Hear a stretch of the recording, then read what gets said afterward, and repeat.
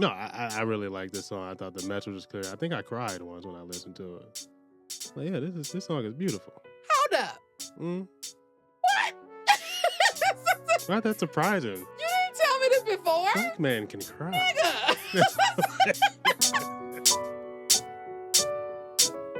Hey y'all, I'm Be Free. And I'm Q. And you're listening to the Love in the Loop podcast, where life, love, and music meet on the same beat. Two artists, one journey, and a mission to prove that the best collabs happen when you're in sync. Let's go. Welcome to Love, Love, Love, Love in the Loop. We talk about life and love and music and all that we do. Life and love and music. Love, love, love, love in the loop. We talk about life and love and music and all that we do. Love in the loop. Love in the loop. Love in the loop. Love in the loop. Be free and Q. Be free and Q. Love in the loop. What is good, everybody? That was crazy. You would never know I do this professionally for a living. Oh my God. Hi, everybody. Welcome back to the Love in the Loop, where life, love, and music meet on the same beat. Now, normally I do the whole intro and schwaze, but I think Quentin, you should do the honors. Well, we have a special episode today of the Love in the Loop podcast with Be Free and Q. That's right. Where we talk about life, love, and music and all the things that we do. Everything in between. And today we have a special guest. Oh my on the gosh. line. Who is it? It is the musical Swiss Army knife. It's me. You couldn't wait to jump in. I really couldn't. I wouldn't That's even say that I'm the special guest. I just think it's a very special episode in general because, yes, if you've been following along on our socials and online, I, Be Free, have officially released my third album. Yes! That makes you a special guest. That does. So I am Be Free, the host and special guest, and this is I am Quentin Farr, also the host and accompanying guest. accompanying guest. Yes, there we go. Now, I love the fact that we are here talking about this because the whole month of September I spent in deep rollout mode because my birthday was then. The album released on my birthday, September 18th. Virgo, get into it, yeah? But also, I was really just going hard with trying to get the tour off the ground. It was my first tour. I know, it was so exciting. And I think that this is a very special episode because people need to understand the true depth of what went into making this album, which was very much a you and me thing, okay? And we're going to talk about and explore the makings of Millennial Symphony and what role you contributed to this beautiful piece of art and music and how our collaboration together helped this come to be. Now, ironically, episode number 2 spoke about collaboration and its qualms. I was just going to say that. That was ironic as hell. I think it was intentional that we said it that way because we talked about the ins and outs of what it's like to have to work together musically with others. But this is also like us exemplifying what it was like doing that between us being musical partners in life and in crime. So I'm excited. I'm excited to dig in, and we're just going to talk about how we brought this whole beautiful symphony together. We are going to be talking about the album themes and stories, the creative process behind this whole do, a little bit of behind the scenes of why we created this, and also talk about our loop of the month as it relates to the project. So all right. We don't get into it yet. Now, first and foremost, the title of this amazing body of work is Millennial Symphony. It is called that for a very specific reason, okay? Quentin and I have something very much in common, and what is that? We are millennials. We are millennials. I actually was doing some deep diving on, like, there's different layers. There's like early millennials, there's Zennials, first and foremost, and then there's early millennials, and then there's 90s millennials. And we kind of fit in between because we are like considered to be early millennials, which I think is dope because we kind of have one foot in each pools of water. We know what it was like to live in a world without technology. Correct. And then we also were able to benefit from the transition of such. Yeah, we actually went outside. Exactly. Yeah. But also got to be inside and doing all the cool stuff. I love our generation. I'm the one thing that I'm more proud of. Let me put it in this order. I am proud of several things in life. I'm proud of being a Virgo. I'm proud of being Black.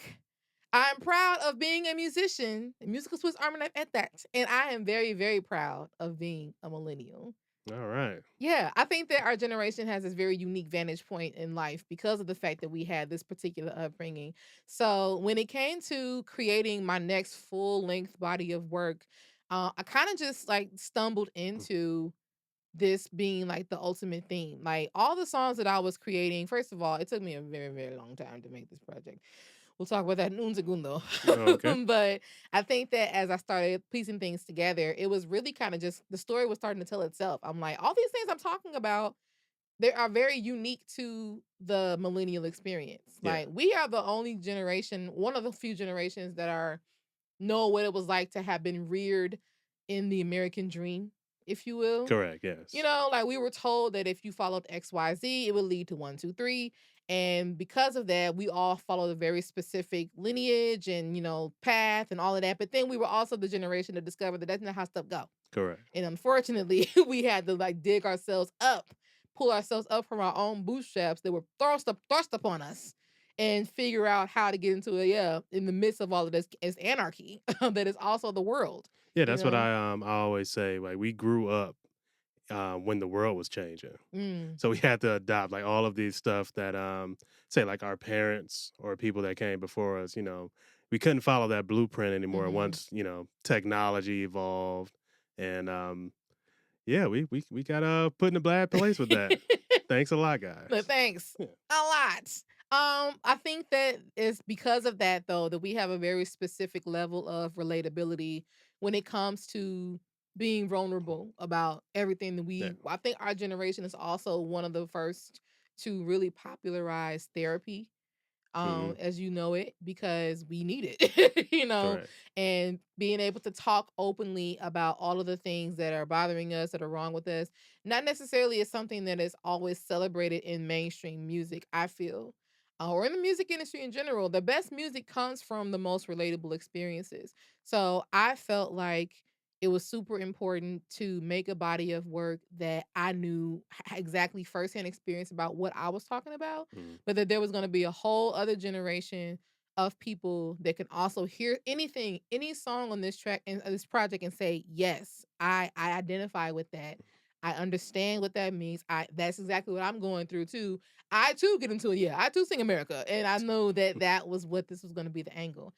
Also, it is a double entendre because not only is it talking about millennial themes and the things that we experience and being navigating life in our 30 somethings, it's highlighting the sound because that's Mhm. one of the reasons I love being a millennial too. We had amazing music, my guy. Come on. Were you there? You were there. Like I you was were, there. Yes, I yeah. remember the Come sounds. on, you Yeah. talking about like the Pharrells, you talk about the emergence, the real like getting into it with like Timberlands and like crossing over from the 90s into the 2000s. Like we had a lot of really dope musical structures and sonic just emphasis on everything. And I feel like the things that shaped me as an artist, as a creative, all started from that. I was Yeah. reared in the millennial sound. We were both reared in that. So I really wanted a project that not only represented what it meant to be a millennial in the literal sense, as far as like subject matter, but also sonically, what can we also relate? If you could say, even if you can't relate to something on this project in the literal sense, you definitely can get into it, yeah, by hearing something that you know from your early years. It's funny how it's coming full circle. Those sounds are coming back in the music, Yes. like the sounds from the Tritons and the old motifs. Uh-huh. Yeah, they're bringing all that stuff back. So we're now in that part of the circle Yeah. where it's like, oh, kind of getting up there. You got to scroll a little farther to Oh my find my gosh. age on like the forums and stuff like that. Goodness. You talk about like when you filling out your how far Yeah. back we got to put our birthday. Ooh, yeah. Don't get, oh my You goodness. got to scroll like that's two finger scroll. I will say, I called it.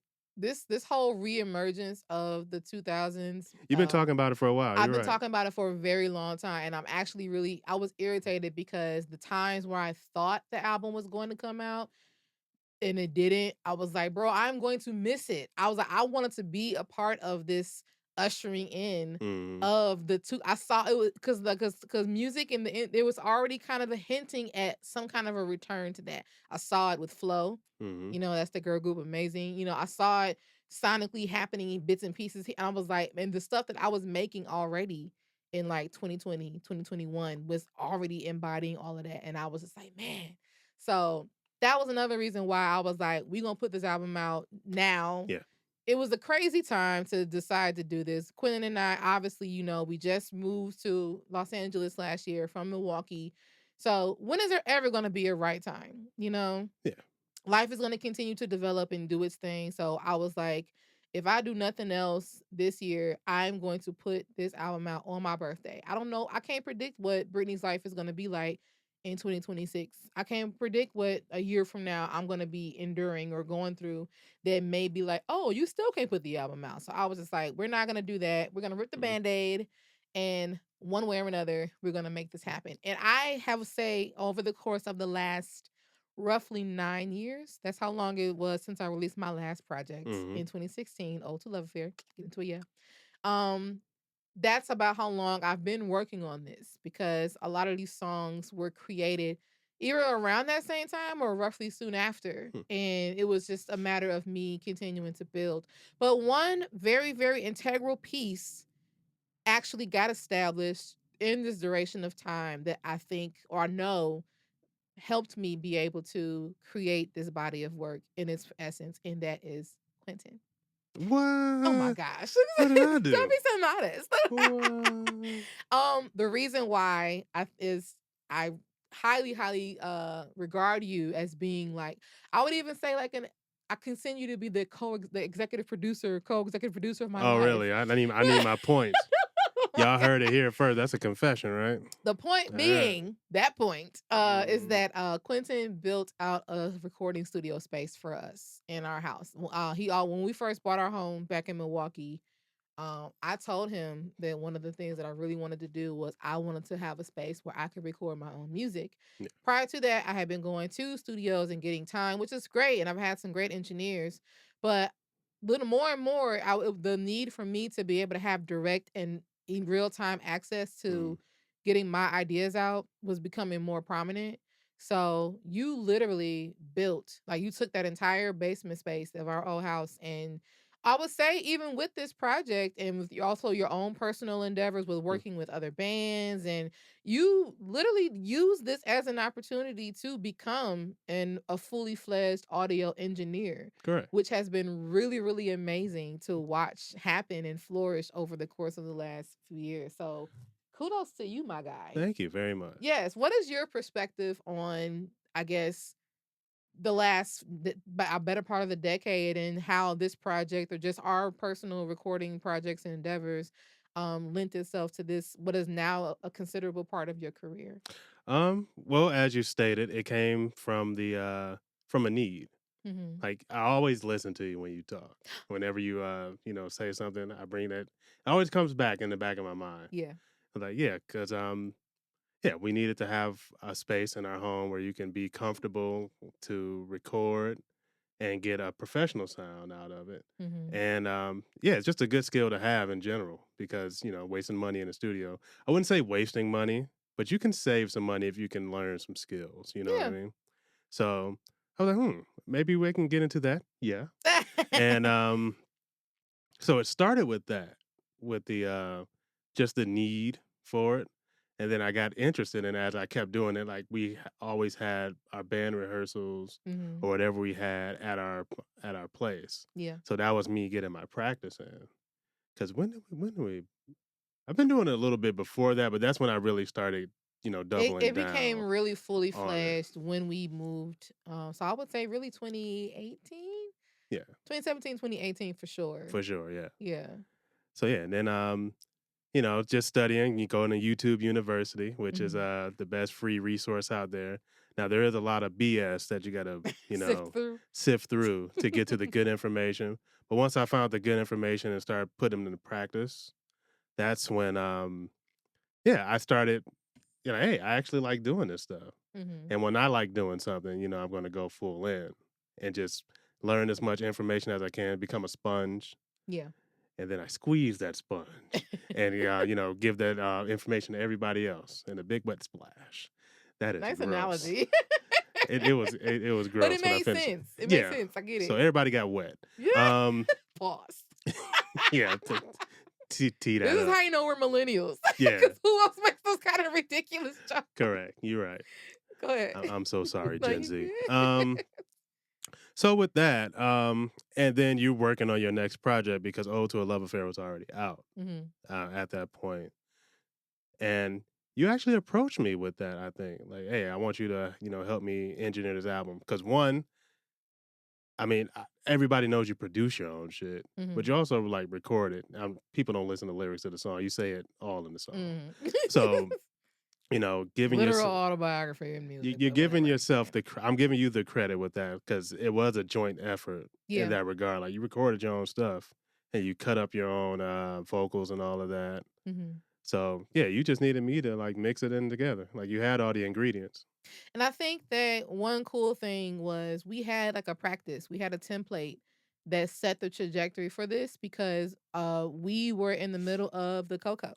Hmm. Okay. COVID had happened. So there was no going to other Oh, studios, yeah, absolutely at not. least immediately, because we were all trying to figure out what exactly was going to happen next with life, let alone so recording in another person's studio. I was very scared. I stayed masked up minimally till 2022. Okay, so Hmm. I was not trying to like, you Yeah. know. So I think that also lent itself to the need, like this idea that we talked about was like, hey, we're in this house. You know what I Hmm. mean? You obviously had already started building out this space. Can we make this a definitive thing? And we had good practice because in 2020, you and I released our first our technically first public joint collaboration, Correct. Yeah. which was the single Say It, which was produced by moi, featuring the wonderful, illustrious Quentin Farr on the talk box. Oh, Yeah, which you also mixed and mastered. that's true. Yeah. And then from there, God, that was I 2020. that was 2020, my guy. I Gee. remember because we released it on our anniversary. That's kind of something we do, apparently. Do podcast Yeah, music that's. releases. I can't remember any more days. Yeah. But having the practice from that definitely set the trajectory of like, oh, okay, so this is what it's gonna be like to work together in this capacity. You know what I mean? Like we Hmm. have something that Brittany has done, Brittany has recorded and produced, but Quinn is gonna take it and polish it and make it what it needs to be. And then from there, it was like song by song. Because I had also been working on songs that are a part of this full body of work that actually were released a little bit before. It was Hate to Love with Duran Bernard, Hmm. which you also mixed and mastered. I did. And then it was also This Could Be Us. So I think with each song, with each single release, now we both kind of locked in a little bit more with each other of understanding, okay, this is what she needs or this is how she works and that kind of vibe. And we'll talk Hmm. more about that as well. Okay. But I think that those first few songs really helped pave the way for what the path of collaboration was going to look like for this full album for B&Q. So I know that we talked a little bit about what it's like working with each other in the last episode on collaboration and its qualms. Hmm. But I think that this particular project probably offered the most in-depth outlook on what it's like to work together as partners. Yeah. Yes, it did. Which we know that involves giving and receiving feedback. Hmm. And what is your personal outlook on how that looked for us throughout the course of the development of this album? Just working together, giving feedback, Anything, or yeah. just um. Well, before we even started working together, because believe it or not, I mean, outside of like performances and all of that, we hadn't actually worked together in this type of space. Mhm. And I remember mentioning this to you, like before we moved. Like, yeah, I'm a little scared too. I'm not sure because you've always done your own thing. Yeah. Like you actually introduced me into like producing and all of that stuff. Mm. Like I told you this Yeah. before. Well, I'm acting surprised for the audience, my Oh guy. yeah, for you. You don't My first time say. admitting this to you. Look at this. Go ahead.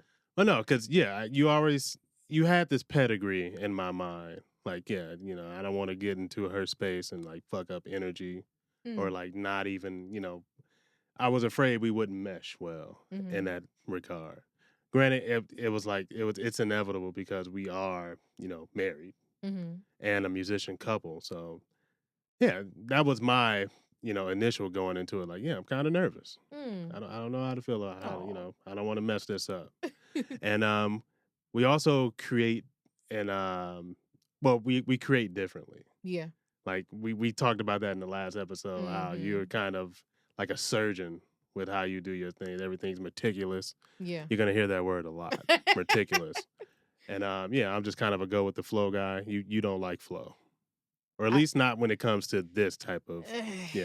yeah, I have a tendency of being a little bit rigid, only Mhm. because I feel like and to be clear, I feel like us working together more over the course of the last few years, Mhm. organically, if even just making music for no reason, Yeah, yeah. but performing, we performed a lot more together and really tightened up our duo acts, which has allowed for this collaboration to also grow and to give it breathing room for Yes, that. yes. That's kind of opened me to having a little bit more of adaptive nature towards your style. You know what I Mhm. mean? Quentin is very much, which I love. Like Quentin, that's his personality. You know what I mean? Quentin is very much a go with the flow guy, and it doesn't matter what type of situation he's in. It doesn't matter where he starts.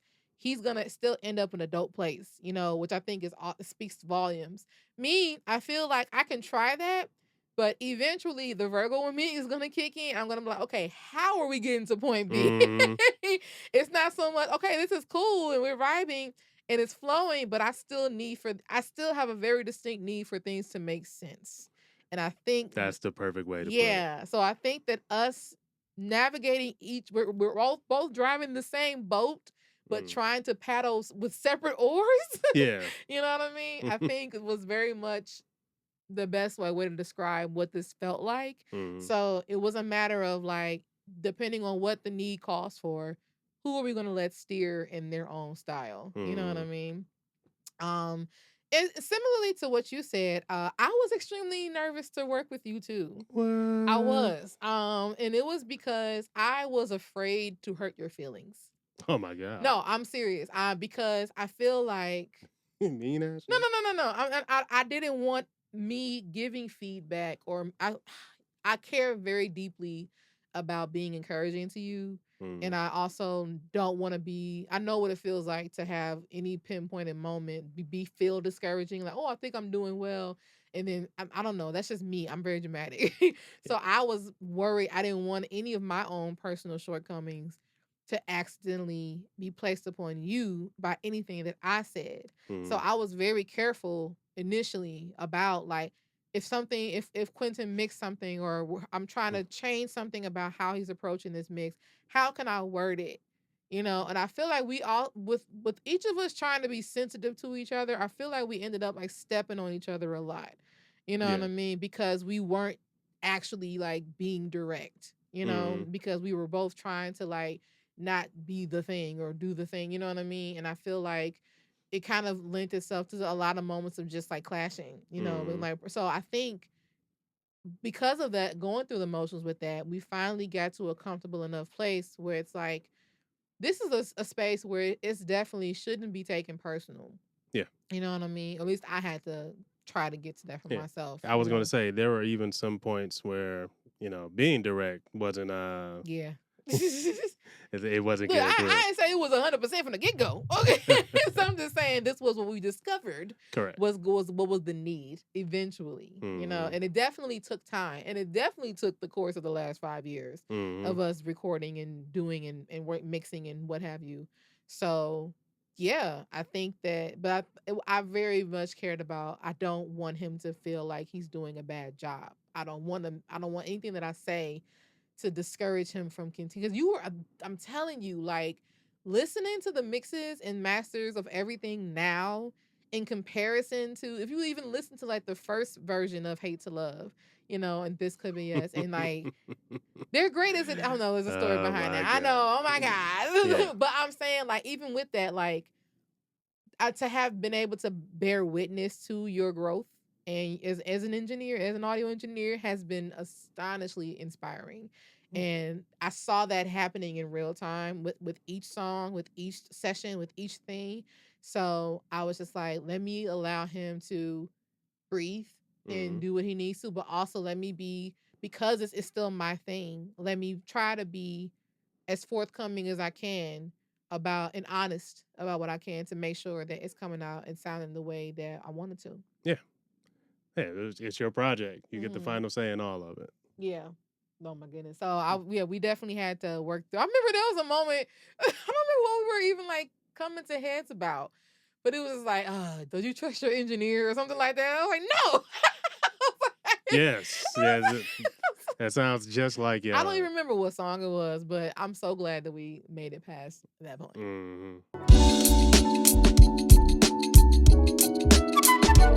Okay. So, one of the other things that I wanted to do specifically, which I have not done in any capacity yet, is I want to go through each song and talk about the process of creating it. So, Oh. that is going to be my vantage point from having produced it and written it and what it was about, but also if it gave you any particular challenges from an engineering standpoint, anything that you enjoyed, anything that was difficult.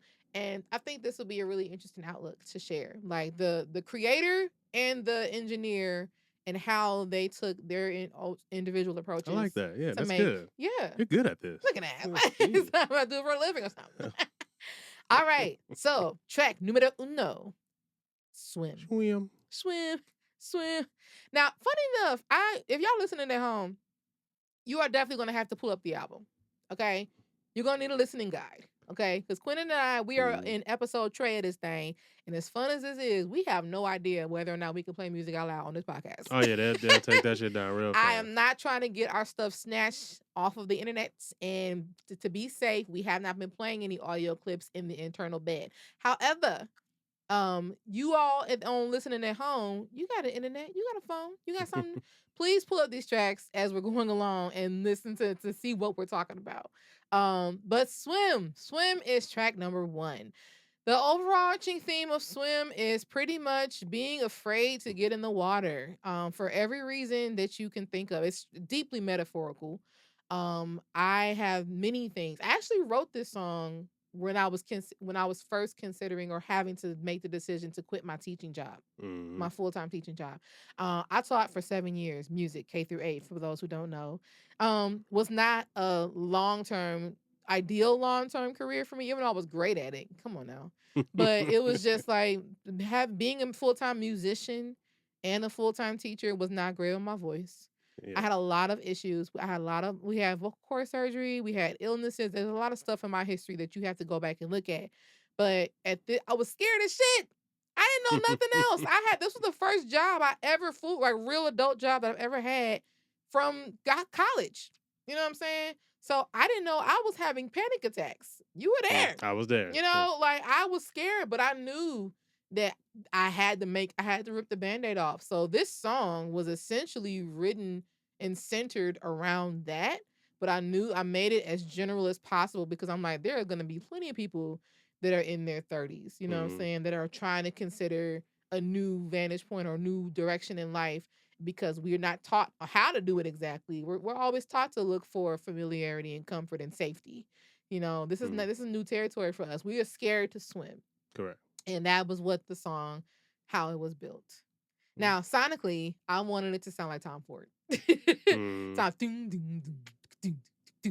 Tom Ford, the Jay-Z song, that was always the like driving beat to me. So everything that I built musically around that, that's what was in my head. And this song has been created. We performed it, I think, a loose version of it at a summer solstice in Milwaukee in 2018. Yeah. 2019. Yeah. So like it's been around for a while. But through the course of re-recording and tweaking and adding, is now this wonderful opening entity to set the trajectory for what the whole album is gonna be. Yes. And for me, when I got the project, well, one, I already heard it because, wife. Yeah, I was like, yeah, this song slaps.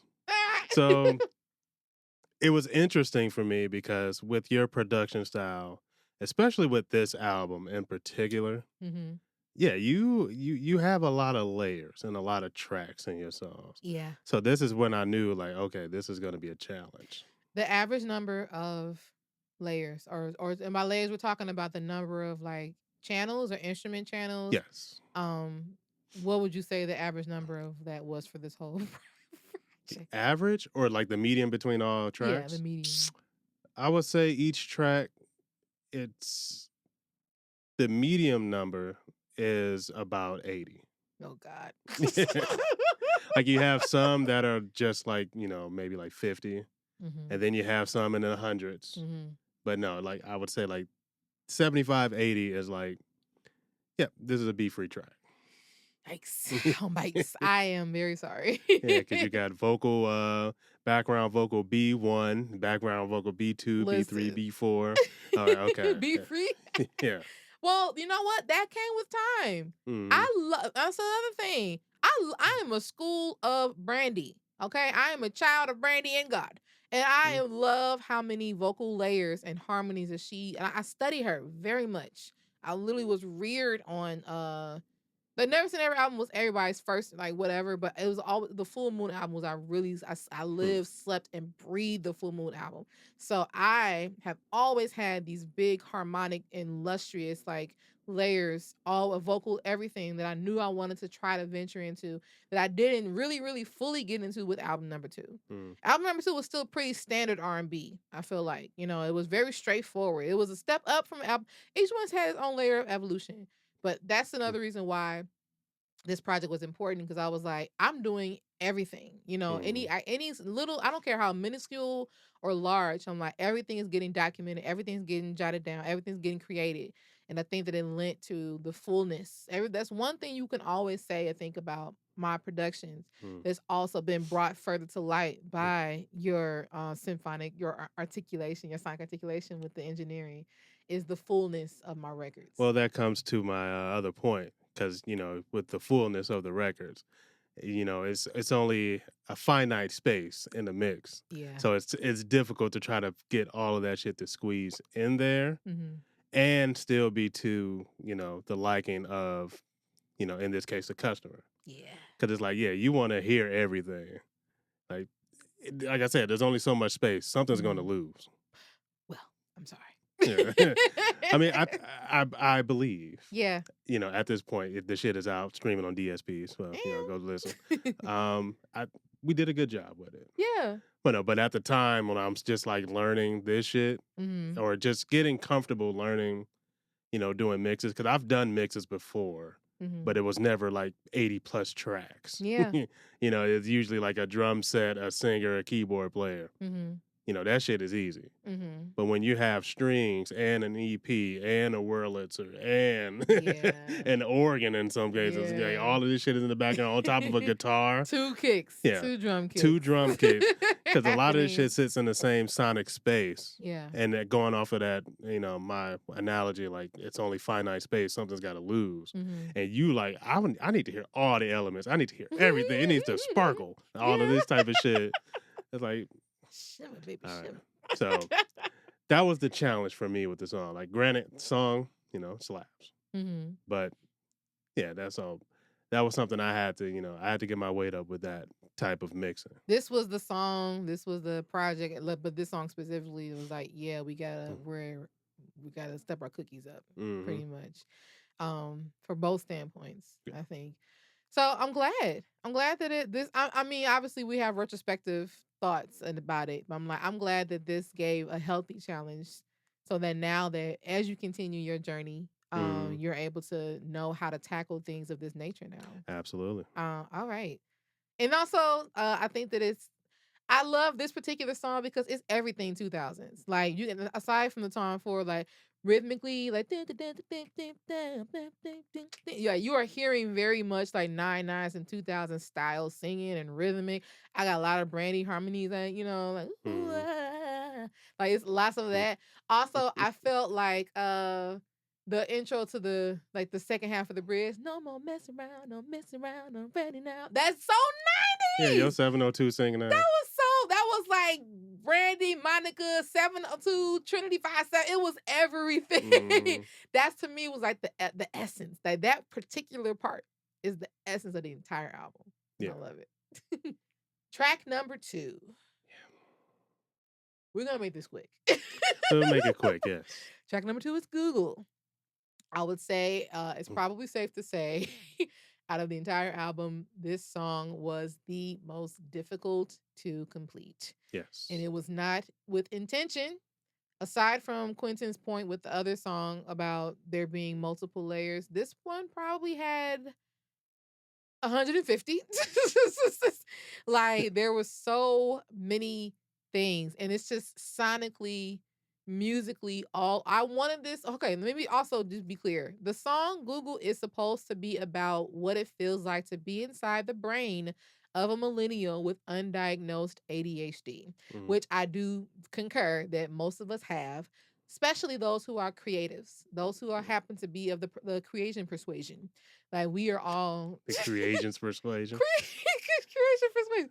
We all got a little bit of something. We all got a touch of the spectrum. You know what I'm saying? So I wanted the song to sound busy. I'm Mm. like, anything that's going on in my brain at any given moment, on any given Sunday, is ever just calm. You know? Correct. Do you look at my computer? My computer right now is open to the screen for the outline. There are 42 There are tabs so many tabs. Oh my god. open at the moment. I wanted this song I to have one. that's lucky for you. I wanted this song to sound like what that feels like, and I will say kudos because I think it did a good job.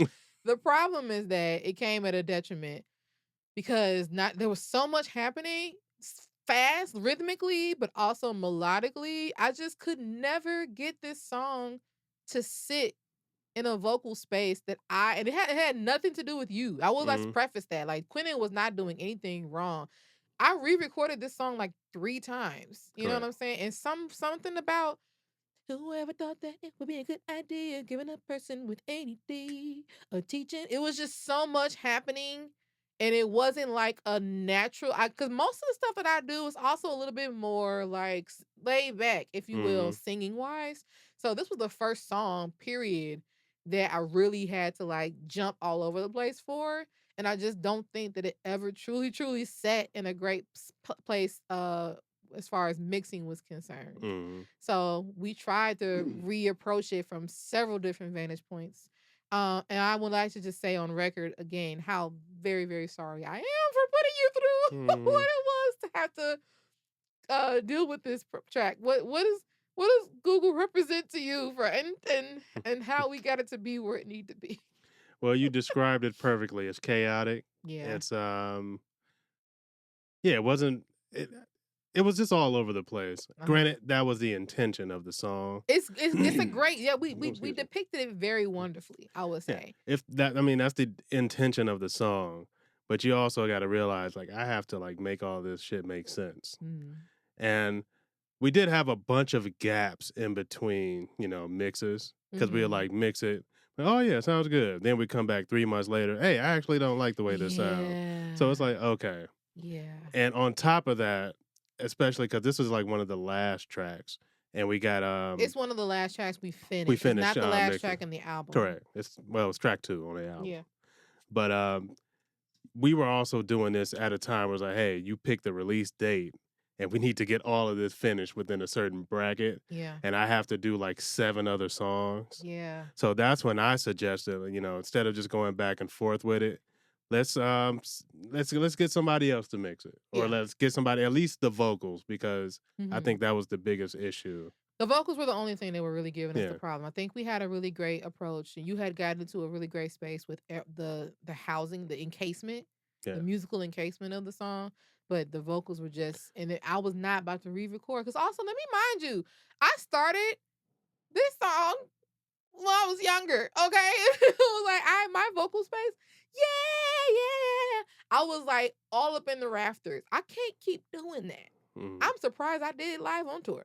You know, it was mhm, like I feel like I was sonically in a different vocal space at the time that I created than I currently am. So every time I would go back and re-record it, I would have to grapple with the fact that this sounds so different than the rest of because there were also sections of the song that were fine mhm. that I didn't want to touch. And I'm like, I can't have this is gonna be sound like night and day. And that just created even more Yeah, work for you to have to like even out. So that's when we were just like, let's just have somebody else who has fresh ears. It was that was yeah, really the approach. Like somebody who hasn't been going back and forth with this, that has the same who does their own mixing. So essentially my friend and our friend, yeah, fellow artist in Milwaukee and Genesis yeah. Shout Renji. out to Shout Genesis out to the Reggie. homie.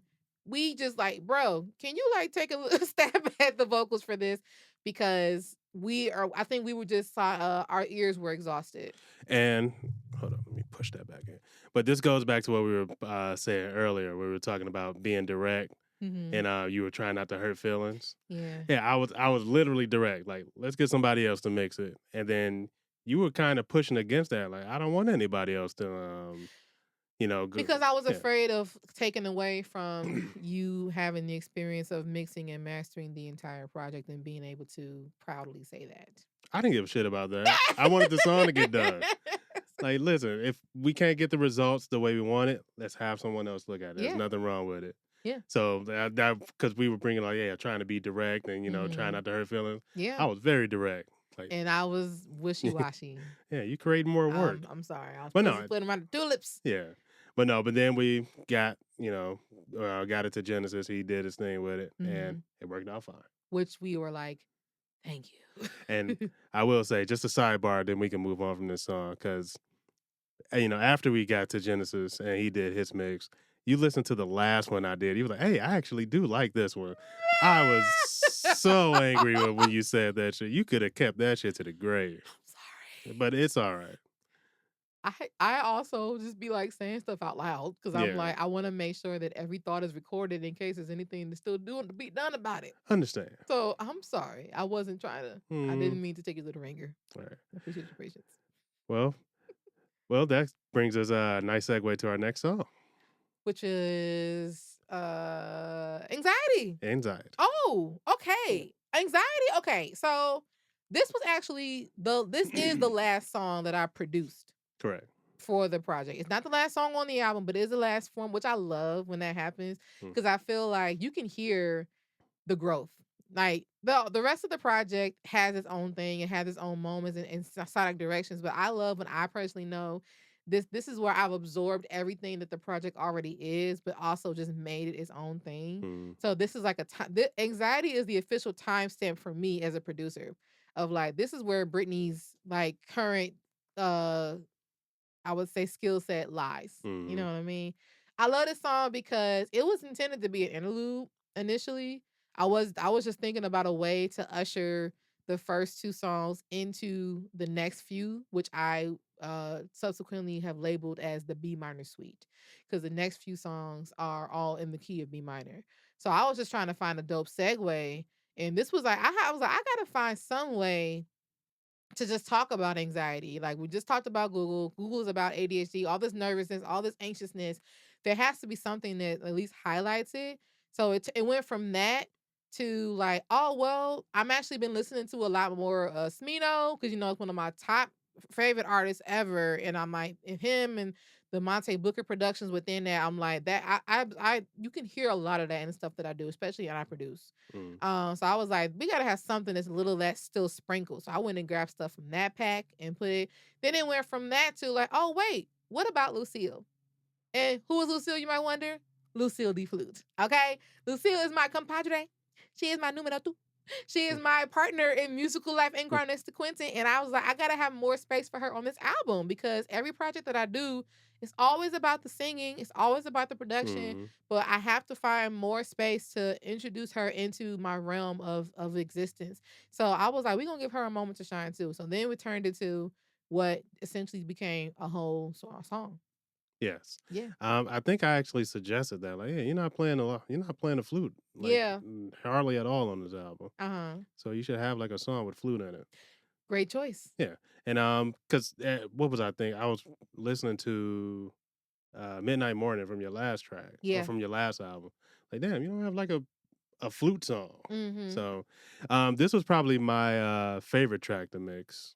Hmm. 'Cause one, I was able to be as creative as I would like to with it. You gave me a lot of liberties with this one, Yeah. so thank you for that. Mm-hmm. And it had the lowest track number, so that was awesome.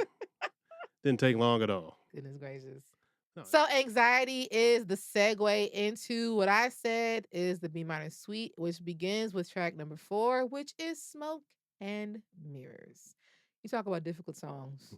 yeah, yeah, There's yeah. a story behind everything. And this one probably gave us the most unexpected grief. Mhm, Let me also just start by saying what it's about. Smoke and Mirrors is what it's about to pretty much be masking depression. Not only that, but it comes from a place of experiencing imposter syndrome as mhm, well, which I deal with a lot. As somebody who is like a high performing person, I'm like a high functioning anxiety kind of person, I feel like, because you would never know because I'm always just like on, especially when I'm in my bag creatively. But it's like I really think I'm like fearful about a lot of shit not being good or being perceived as not good a Mm, lot. So this was pretty much me talking about what it's like to try to like put all that down because yeah, you get the surface level of B, but I'm not letting y'all see shit, because if I do, you're gonna see the reality of what it is, which is why can't I do this? Or why do I feel this way? Why am I so depressed? We know all these things are going well, and I have this in my life, and blah blah blah blah. So it's a very very meaningful song, and I think that it kind of leads into the songs that give permission to have that level of vulnerability mm, about depression and just our own personal insecurity. So message wise is one of the most beautiful songs on the album. Um, I also love just how I feel like it's really floaty. It's like it's got its mm. own grounding musically, but it's very, very floaty in how it's created. But before we get into what the particular issue was, what was your vantage point from being the engineer for this? No, I this is probably top 3 on the album for me. I really like this song. Mhm. I mean, because it's a moody song, you know. Yeah. I'm a moody music type of person. Granted, I listen to all types of shit. Mhm. Yeah, that's like my thing. Like if you listen to shit that I make, Mhm. it's always like, damn, this motherfucker kind of emo, ain't it? But no, I really like this song. I thought the message was clear. I think I cried once when I listened to it. Like, yeah, this song is beautiful. Hold up. Mm, What? well, that's surprising. You didn't tell me this before, Black man can cry. nigga. What? This Yeah, is I was riding in insane. my car. I was on the freeway. Like, oh my god, damn this song. Ah, Oh my you gosh. can let him see a little bit. Brennan, oh You my, know, I had no idea. yeah, But I'm finding out in real time. yeah, That is insane. I mean, I'm not shunning you for the act. yeah, Obviously, cry away. yeah. But I had no idea. Yeah. This is news to me. It was tears. Oh, There were sweetie, tears. I'm sorry. Why you sorry? That's what the music's supposed to do. Okay, Stop all that gosh. crying. I'll tell you what did make me cry. What the Mm, fuck happened next?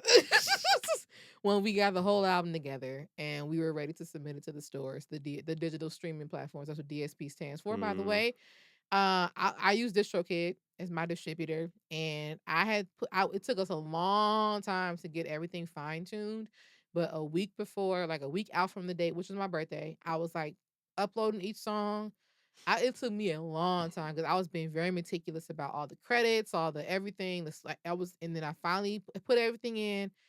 Very next day, a few hours later, I got an email. Was like, "Oh, bitch, Apple Music strike your shit down because you have a sample. You have what is it called? An unauthorized sample yeah. in your song." And I was like, "What do you mean, Seth?" I was like, "Oh, wait."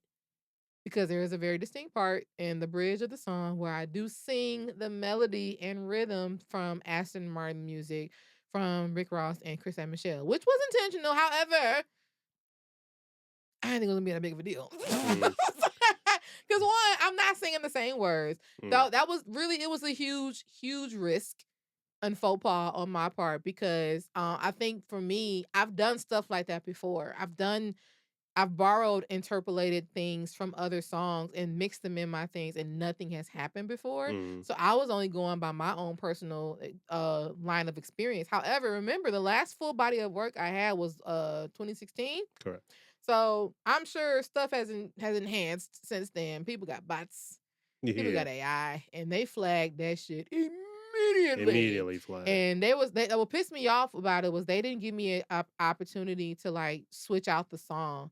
It was just like, yeah, delete the project. I was like, damn. And Mm, I was so fucking frantic and depressed because we had been building, we were already in roll. It wasn't like a matter of like we can roll shit back and be like, oh, never mind. No, we had already been the single was Adulthood 101 was out, the tour was announced, like everything was happening already. mm, And I was like, no, this has to come out on my birthday. So I came to you distraught. I remember. So what I loved of this is speaks even more strength to our collaborative abilities because I was coming up with some weak shit. Okay. The melodies because I was like, I don't have no choice but to re-record it. They're a bit busy. I know, but some people were like, "Oh, we'll take it off." No, there was no taking it off the project was not an option. It was like because it's like telling somebody to take this ingredient out of this dish and still expect it to taste the same. No, this song was integral. This song was intended to be where it was for a reason. So not having it was not an option. Also, mind you, the song in its entirety was also released already on Even. So everybody who already bought a copy of it there has that version of the song. And anybody who got physical copies, because the physical stores, for the CDs, I gave them that audio already. So we have multiple things happening here. Not having the song on the project was not gonna happen. So re-recording it was the only option. But I was coming up with some boo boo.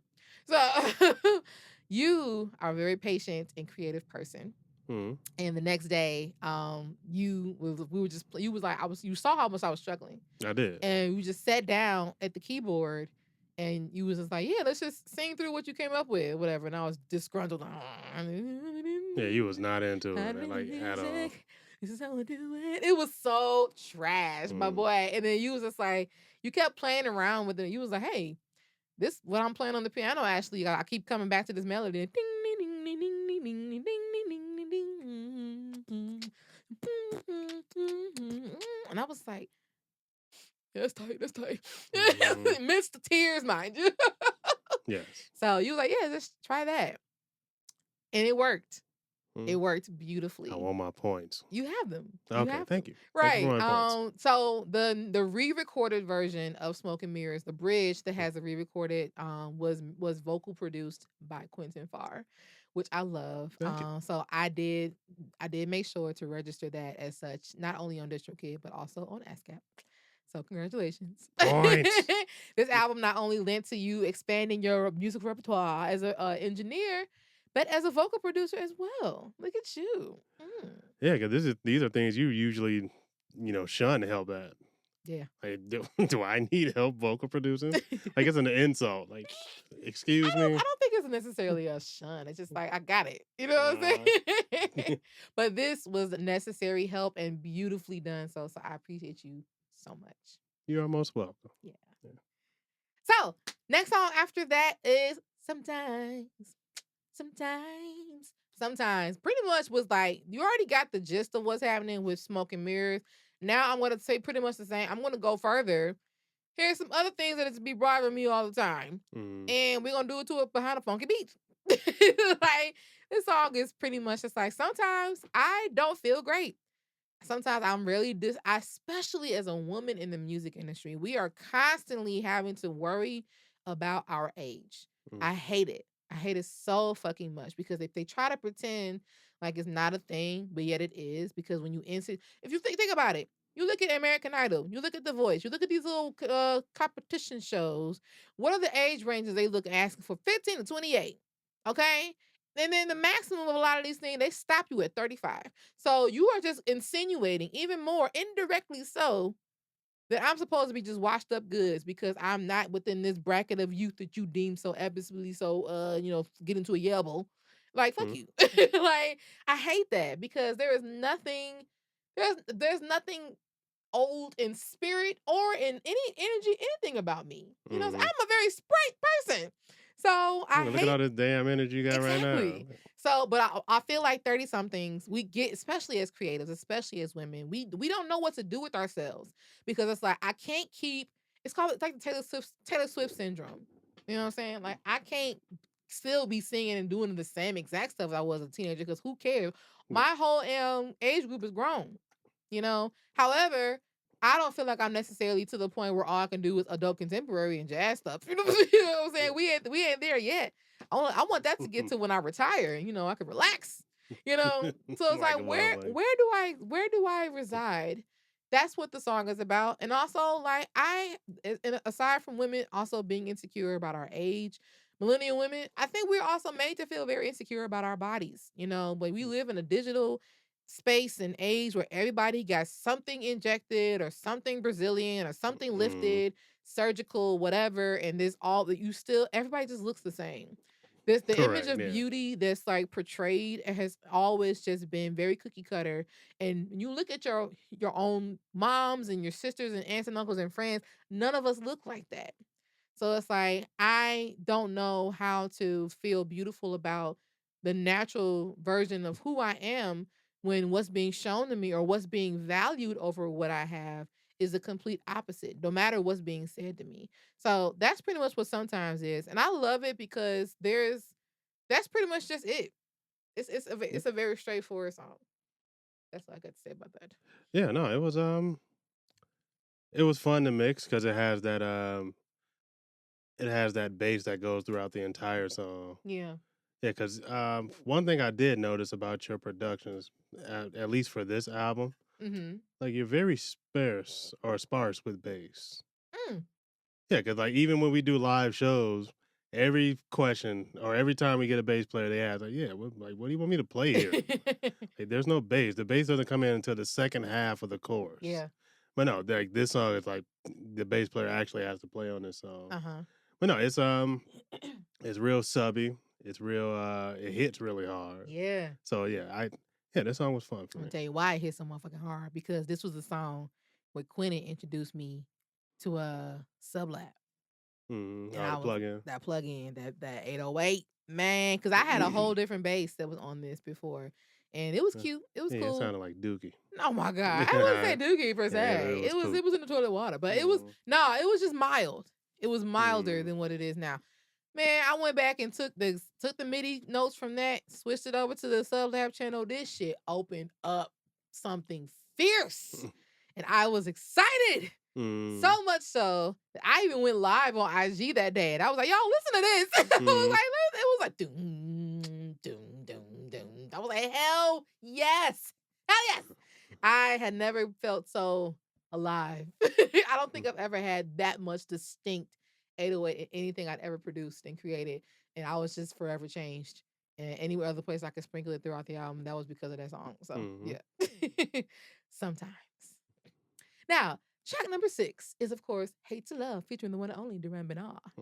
Now, this song was one that was released prior to the album coming out because I thought that the album was going to be out in 22. Clearly, I was wrong, but that's fine mm, because you already having had experience with making it lent itself to just being able to like remix it, if you will. mhm, For anybody who doesn't know, the song is about jealousy. As I mm, said before, the themes of the whole project is about talking about things we don't normally talk about in real life. Not we giving ourselves permission to say things out loud. We all experience envy to some degree. I hate people try to make it seem like we don't. It's a mm, lie. It's a fallacy. It's a farce. So this song was taking it head on. Like, yeah, I'm jealous. I'm envious of that because I know I'm great. Why don't I have these things? Why aren't you checking for me, world? And that was pretty much what it was about. But also, second verse was like, I also know what it's like to experience unwarranted envy towards me for no reason. You know what I mhm, mean? So the second verse was like, well, I'm gonna this is you have I can feel your stankness, but we're gonna be getting to it yeah regardless. And then of course the bridge brings it all together with the lovely message of like, this is happening, that's happening. Why can't we all just do our own thing? Because there's enough room for everybody to eat at the table. mhm, The one reason why it was so dope, not just because we had this amazing feature. This was my first feature ever with the mainstream national recording artist, which is awesome. If you don't know who Duran Bernard is, just go look up the Proud Family Tiny Desk. It will tell you everything you need to know. But this is before he even really, really, really took off. Well, I really appreciate mm, being able to like have that level of connectivity. This was my first house song. Okay, I'm from Milwaukee, but I was born in Chicago. Okay, get into it. Yeah.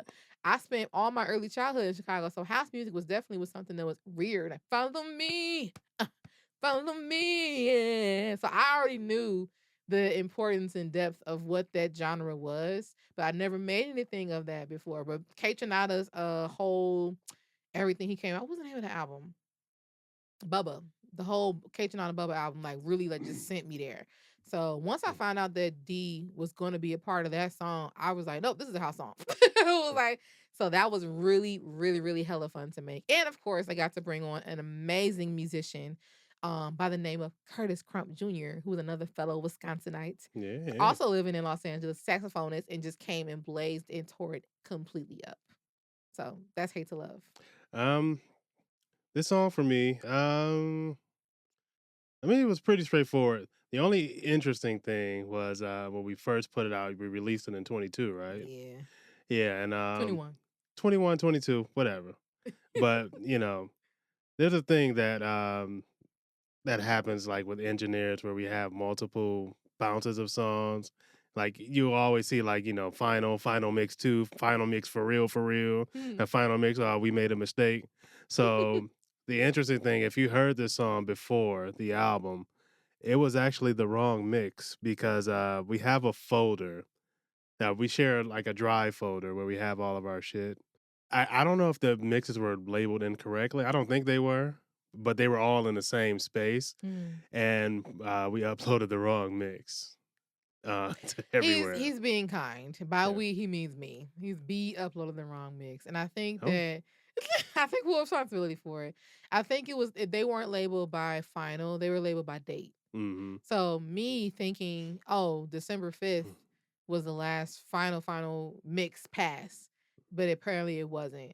But it was I think it was because of this mishap that we started being even more deliberate with our Mm-hmm. labeling. Like, yeah, we're gonna have the date on it, but we're also gonna mark it as like, what it is, final.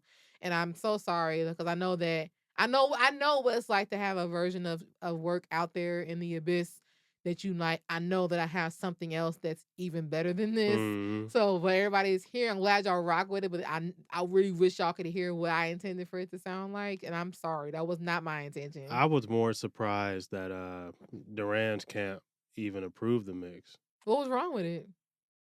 I mean, I guess it's just a personal Yeah, thing. well, from your vantage point, what's different about that mix versus where Oh, it's trash. Oh It my was god. the mix that that was uploaded before. I just think it was over compressed, and yeah, it just didn't sound open. Mm, Like everything just sounds squished.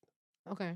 Like the new mix is fine, Okay. or the mix that's been on the official The release. current mix does sound really Yeah, amazing. And having both versions no, in our midst. that was something that I had to change up in my process because I would go through and use like YouTube videos for Mhm. references when I didn't have tracks. Mm. And this is something I knew but didn't realize until that track specifically.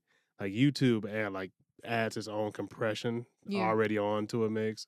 So things on YouTube don't actually sound how they, are supposed to sound. They're always squished and not as open. So now I just buy my references.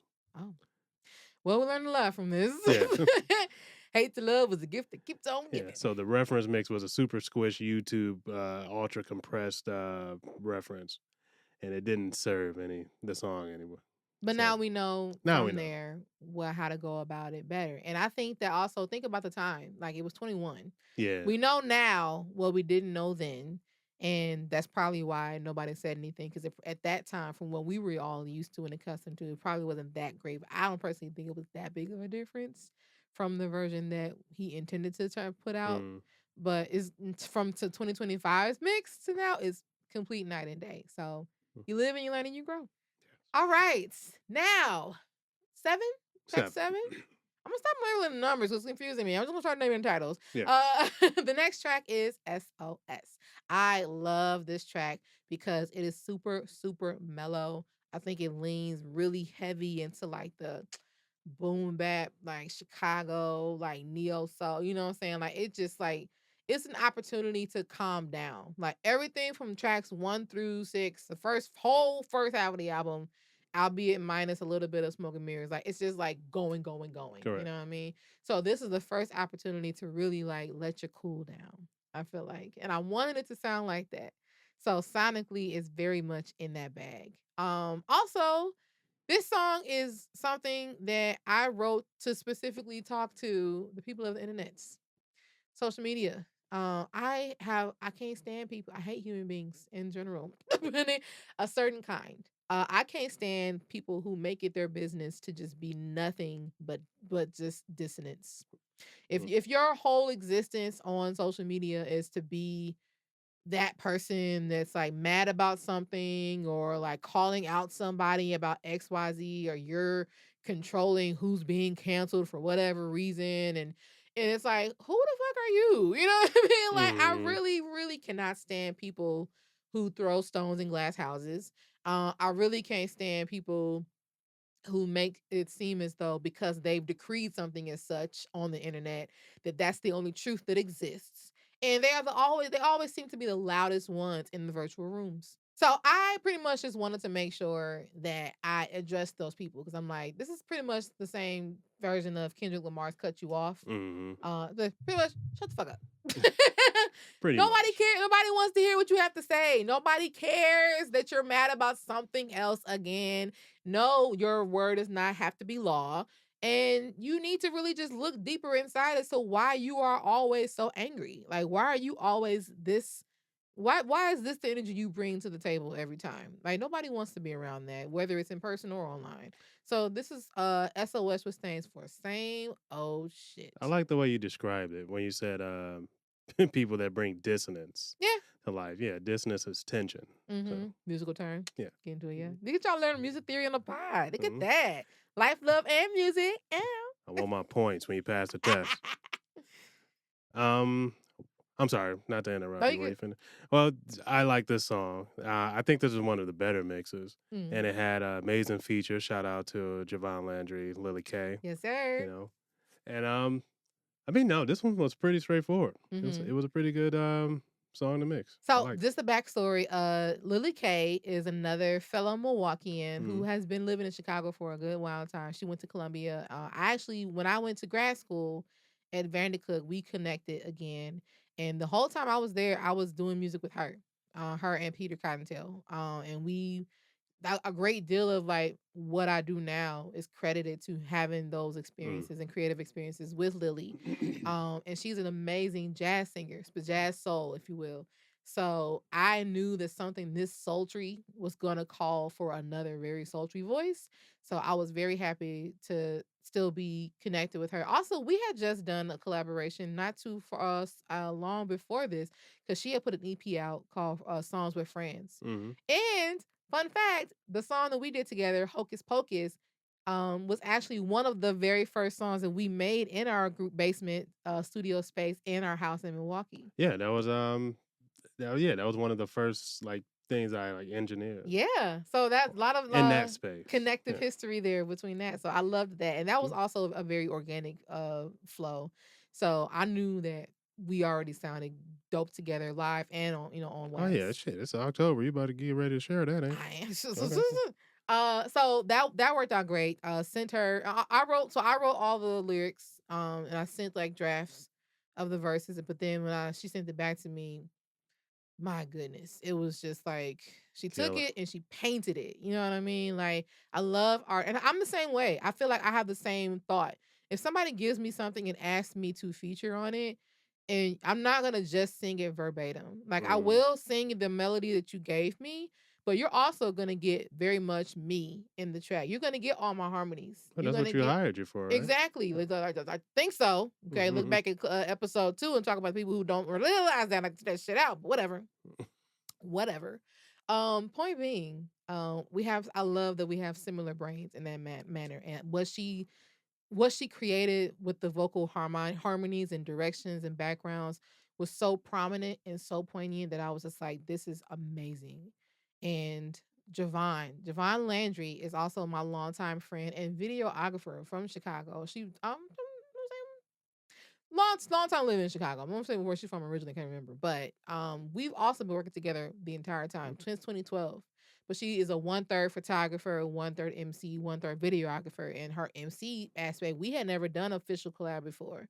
So we have Which is been crazy. right. We Yeah. worked together in so many other aspects. I was like, we're gonna find the song. We're gonna find the thing. So when this came about, I was like, we gotta have a rap verse. And I'm like, she can come and lay on this. I'm like, she's very much a boom bap queen. You know what I mean? Like I Mm-hmm. knew that she'd be able to like really lace it with her own unique style, and that she did. And it just I feel like this was definitely one of the most organic three-part collaborations that came to be from my body of work. And I love that this also felt seamless for you as far as mixing and piecing everything together. Yeah, I loved it. hmm Have more like it, I will try. please. Alrighty, so So the next track is something that's very, very deep. It is called Maybe Baby. Now, I'm not gonna go too. I feel Mm, like if you listen to the song, it's pretty self-explanatory. The backstory though is it is a song that is essentially about exploring whether or not I am going to bring children into this world. mm. This is also something that women in our 30s have to constantly worry about because people are constantly beating, oh, when are you gonna have a baby? Blah blah blah blah. Da, da, da, da. You're getting older, your eggs are doing this, and you're like timeline and blah blah blah. That we have so much constantly being thwarted upon us we don't even have time to really decipher if there's something we really, really want. We're just kind of reared from youth, Mm. especially as millennials. That's just it was a part of the American dream. It was a part of the expectancy Yeah. as a human being, as a woman coming up in the world. You go up, you go to school, get a job, you get married, you have children, you create more members of society, and then you die. Like that was essentially what we've been Yeah, taught. pretty much. Um, our generation, I feel like, was one of the first to really have to push back on that because I'm like, hey, how do I know that's what I really want? We've seen examples with our own parents and grandparents and aunts and all those other generations before us. We saw their shit turn to shambles. Mm. And because that was all they knew, they kind of had to like sit and grin and bear it or just deal with it. I'm like, well, we have a choice. We're at a juncture where we can actually go decide to go left instead of right. So if that's the case, what does that really look like for me? Do I really, really want to become a parent, or is what I'm doing right now with trying to like navigate my life creatively so important that I don't feel like I can actually balance the two? So that's what the song was about, and it was inspired from an episode of Dear White People on Netflix where the character Coco also had to weigh out these same choices for herself because she had a pregnancy scare. And I saw myself very poignantly, very specifically in each of those scenarios where she showed her not having one versus having one. And it was from there that I was immediately pulled to write out the lyrics for this song. All right. It's a very I consider it to be closely like folky. You know, it's still R&B very much for sure, but I feel like the instrumentation behind it is a little bit more like, got acoustic guitar and I feel like it could be in like a folk alt R&B ish alt pop kind of like genre space of where it lands. So that's my take. It's definitely the hardest song that I have to perform. I just did it on tour for the full Milwaukee show. Um, Probably will be one of the only times I'll ever perform it live with a full band, unless an opportunity presents itself to do so again. But it's really emotional. It's really emotional space, especially with my current health standings. With people know, I can't have children anymore because I had a whole situation with fibroids and a partial hysterectomy. But I had no idea at the time that that was going to be even a thing. So this song it takes me to a very, very deep and lamentful space. Lamentful a word? It is today. It takes me there. So it requires a lot of me creatively to do. But I cried hard when I first heard the final mix, or at least the second to like last mix of this song and what you did with it. Mm. Because I this was also one of the songs where I was like, do what you want. Yeah. And I was blown away. Oh, well, thank you. Yeah. I try. I try very hard. Mhm. Yeah, for me, granted, I like the song. It's a very personal song. And you usually don't get that personal with your music. No. So That's like the depth. so it has a special place in my listening ear, whenever I listen to it. Um as far as mixing it, I mean, this was also pretty straightforward. I did do I had some suggestions on the vocal Yeah. mix where we were talking about Oh, that's the right. ending. Mhm. I was like, hey, you should probably do this like a pseudo D'Angelo type thing where he, just get all gospel at the end, and just all of that shit. Do it again. How No, you shit I like do that. very much, but I don't think the Yeah, audience need heard it right the first time. you're right. Oh So yeah. what Quentin is essentially saying is that I have another point where I probably need to give him vocal production Oh credit. hell no, you didn't put that in there. I Take didn't this remember shit down. to I need my points. Oh gosh. No, but that was also great because the layers that you suggested for experimenting with even brought it out even more and helped it become Mm, this open pile of vulnerability. yeah. It's a soppy song, but it's a necessary piece of art. So after Maybe Baby, we come back to a brighter space, which of course is Adulting 101. Now, this Mm. song is very fun. It's probably what people know the most out of the Mm. entire body of work because this is the lead single. Obviously, Hate to Love and This Could Be Us were already out, but Adulting was the one that I used to usher in this era of Millennial Symphony. I kind of just came out of nowhere and was like, oh, by the way, in Mhm. August. August was like, hey, look at all this cute shit. Yeah, ain't it you? And it was like very, very fun. I love adulting because I feel like it personifies the fun aspect of our youth. You know what I Mhm. mean? Like, which I wanted it to feel like. Adulting 101 essentially is a song about how much this shit sucks. You know, I says it's a nostalgia based song. Like when I was younger, I thought that being a grown up was going to be everything. I thought I was going to be rich. I thought I was gonna be able to stay up late and do what I want and go where I want and eat fried food or whatever the hell. I thought it was gonna be a bomb diggity shiggity dash and dig. And it turns out that is not. I was lied to. We all were. And I feel like this song is just talking about that, but it's intentionally and sonically based to make me sound like childlike. Mhm. I did a lot of I Quinn is the engineer, obviously, but one thing that I do appreciate being this is why I love that he helps make it possible for us to record at home.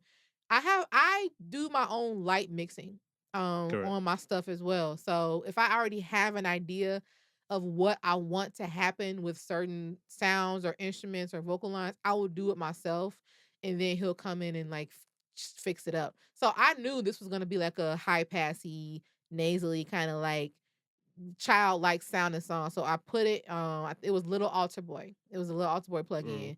And I pitched it down up so that it can make thin out my voice very, very much. Make me sound very much like Erica Badu and Take a Bang ADULTI. So it's very, very, very cutesy wootsy and intentionally so. And the whole video, all the content pieces are just very whimsical and goofy and rugratsy because we filmed it in the Hollywood Museum of Illusions, where it's like these big ass, big giant rooms and upside Mhm. down worlds, and it was like the perfect sound landscape for something like this. I just think the song sounds like what it is.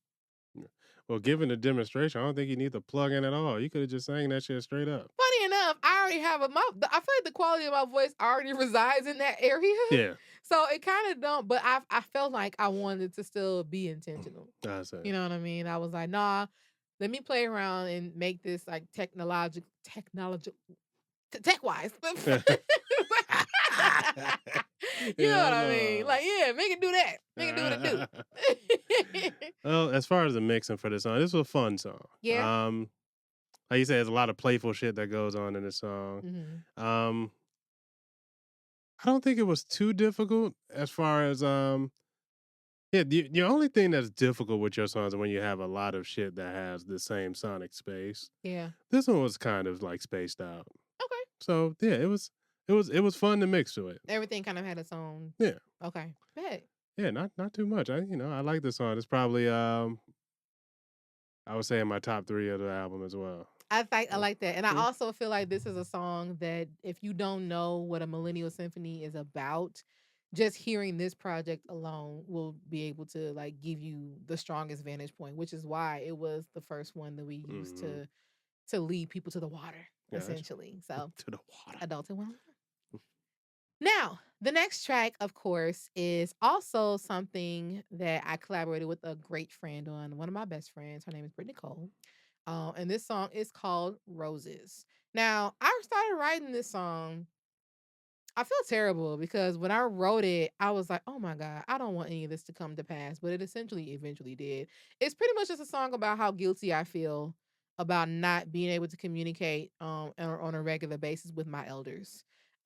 We all know how it Mhm. is to be so busy, to be in our adulthood and 30s and just trying to navigate life in a day to day. And then you have your grandparents and your aunts and great uncles, what have you. They call you and you're like, oh, wait, I can't talk right now. I'll get back to you. You know what I Mhm. mean? And you know that essentially they just want to call to just check on you, to say hi, to say how much they love you, express like gratitude or pride. You know, like they never really they're never bothering us. Yeah. You know, but we're always just so busy. And there was a point in time where I think I felt just particularly guilty about it. It more than likely had to do either do with my nana or my granddaddy. And I was like, well, let me try to do a better job, but also like how I'm feeling. I'm sure that this is like there's something behind this. There's something behind this guilt. There's something behind this feeling because at some point I'm gonna have to come to head with these emotions. We all will, Mm. you know. So I don't, and God forbid. At the time I wrote, I was like, I don't want this to be the case anytime soon. But I was like, what am I gonna do? What am I gonna do with these feelings when they're actually not here anymore? So that's where the space was. So Roses was a reminder of why it's important to stay connected and give roses and give love to your family and your loved ones while they're here, because you literally never know when they're going to be taken. When they're gonna where Yeah. their time is expired.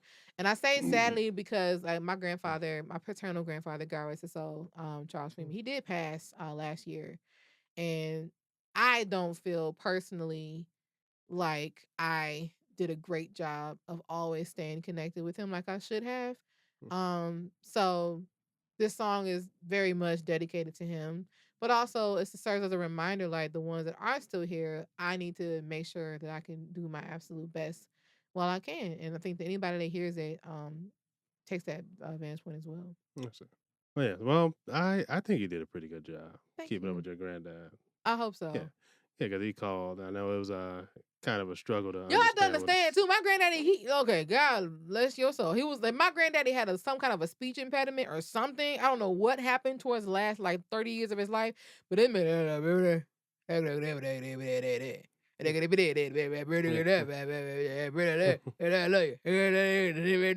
I'm like, oh, and I'd be like, yeah, uh-huh.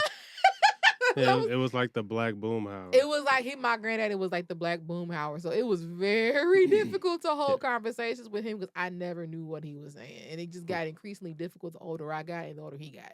Yeah. So but eventually, the conversations was just like him just talking, and making sounds, and I was just like, oh yeah, for real, mm-hmm. And then eventually he got tired of repeating himself because my daddy, my dad's dad, he like, yeah, you tell him to repeat himself. Shit.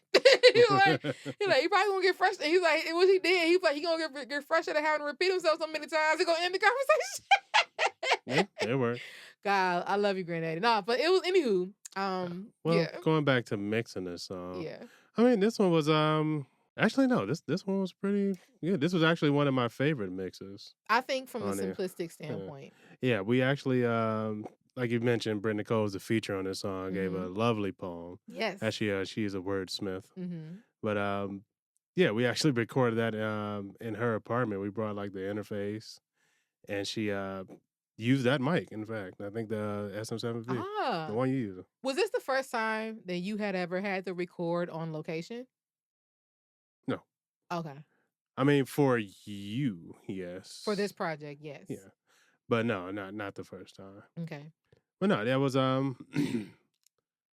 think because I helped her set up a recording thing. I think we used her setup. Mhm. I can't remember, but we brought our own mic so we can get like the good mic quality Okay. and all that. But no, that was probably the challenging part because going there, I think there was like shit going on in the background. Yeah. I had to filter all of that out, but it worked out pretty well.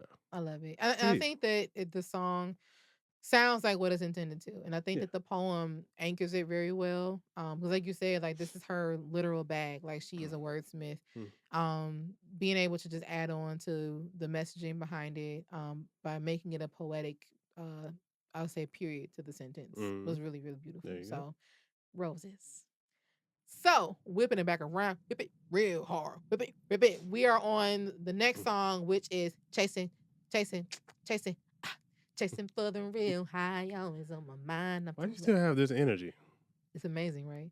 Yeah, But you have to yeah. keep in mind, I taught all You're right. day. Yeah, I was required to them damn kids. from 7:30 8 o'clock a.m. till 3:45 in the afternoon. Anyway, um, chasing is about how success is a drug. And for somebody, as I mentioned, I've experienced a lot of it. We both have. But I've also become a person that is addicted to it. And I feel like it comes from a lot of my personality flaws of like being a Virgo, gift and a curse, because I operate such a high level all the time. It's become an expectancy. So when I don't feel like I am experiencing it, it becomes a bit of a withdrawal effect.